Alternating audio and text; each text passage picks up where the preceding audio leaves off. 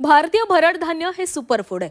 याचे फायदे जाणून केंद्र सरकारनंही त्यावर भर दिला आणि हीच संकल्पना घेऊन उषा देशमुखांनी वाशिम जिल्ह्यातील भाग्यलक्ष्मी महिला स्वयंसहाय्यता समूह स्थापन केला.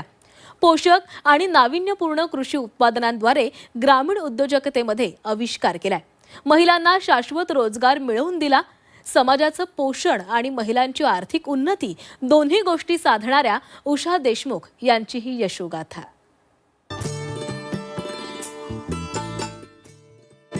अकोला जिल्ह्याच्या बार्शी टाकळीतील पिंजर या छोट्याशा गावातून सुरू झालेला उषा देशमुख यांचा हा प्रवास आज अनेक महिलांसाठी आत्मनिर्भरतेचा मार्ग ठरलाय.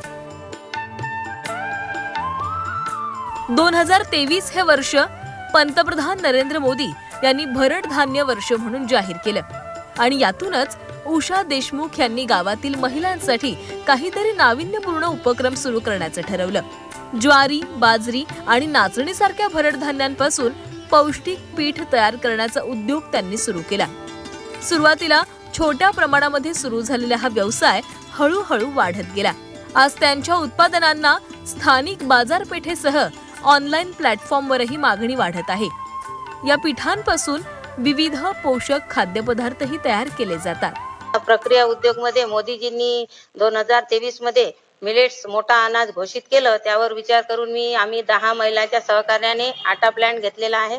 आटा प्लांट मध्ये मी मिलेट्सचा डोसा, ज्वारी, इडली आणि सगळ्या प्रकारचे प्रीमिक्स बनवते आणि असा आमचा सर्व मिळून उद्योग चालू आहे. आणि शेतकऱ्यांचा माल क्लिनिंग ग्रेडिंग करून शेतकऱ्यांना 1500 रुपये जाणारा गहू मी 3000 रुपये भाव मिळून दिला आणि असं शेतकऱ्यांचा पण फायदा झाला आणि आम्ही आमचा ब्रँड विकतो स्वतःचा. घरातील स्त्री शिकते तेव्हा संपूर्ण कुटुंब शिकतं असं म्हणतात. त्यामुळे महिलांना प्रशिक्षणासोबतच आर्थिक दृष्ट्या स्वावलंबी करण्यासाठी भाग्यलक्ष्मी महिला बचत गटाची त्यांनी सुरुवात केली. या महिलांनी तयार केलेल्या उत्पादनांची स्थानिक बाजारामध्ये चांगली मागणी आहे. हळूहळू या उत्पादनांची ओळख जिल्ह्याबाहेरही निर्माण झाली आहे. मशीनच्या अंतर्गत 10 महिला ह्या मिलेट्स डोसा, बाजरी, इडली, ढोकळा हे सर्व काही तयार करतात.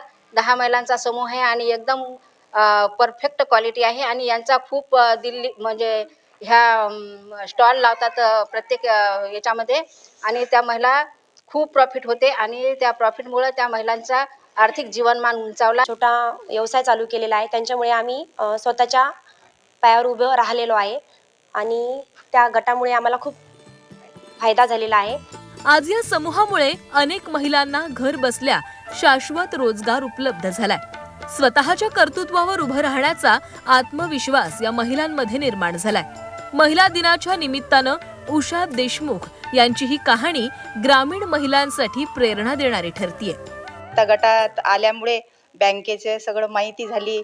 नाही तर आम्ही कुठं जात नव्हतो. पहिले खेड्यात राहणं आणि घराशिवाय दुसरं घर आणि कामं घरचे, बाकी काही नव्हतं. उषा देशमुख यांची राज्यस्तरीय उद्योजक महिला म्हणून निवड करण्यात आली आहे. तर दिल्ली येथील महिलांच्या राष्ट्रीय स्तरावरील कार्यक्रमात त्यांचा सत्कारही करण्यात आलाय. शेतकऱ्यांनी पिकवलेल्या गव्हाची ग्रेडिंग करून शेतकऱ्यांना उद्योजक बनवण्यामध्ये त्यांची मोलाची भूमिका आहे. त्यामुळे त्यांचा सन्मानही करण्यात आलाय. समाजाच्या पोषणाची जबाबदारी आणि महिलांची आर्थिक उन्नती या दोन्ही गोष्टी साध्य करणारा हा उपक्रम ग्रामीण भागातील महिलांसाठी प्रेरणादायी ठरतोय. त्यामुळे उषा देशमुख यांच्या जिद्दीला आणि कर्तृत्वाला सलाम. जयेश जगड, झी24 तास, अकोला. सन्मान धरित्रीच्या लेकींचा, सन्मान तिच्या गगनभरारीचा. नारी शक्तीला सलाम. आंतरराष्ट्रीय महिला दिनानिमित्त विशेष कार्यक्रम आज दिवसभर फक्त झी24 तासवर.